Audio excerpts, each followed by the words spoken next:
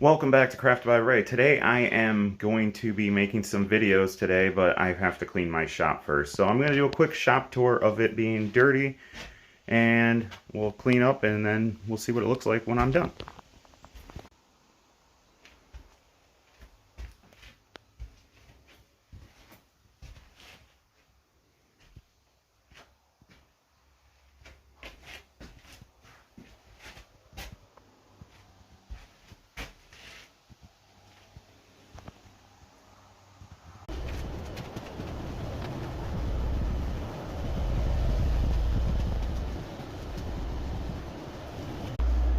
If you would do me a favor and hit that subscribe button and check out some of my woodworking videos. But if you guys are like me and have a small shop and you know what it's like, you always have to clean in between projects. See you next time.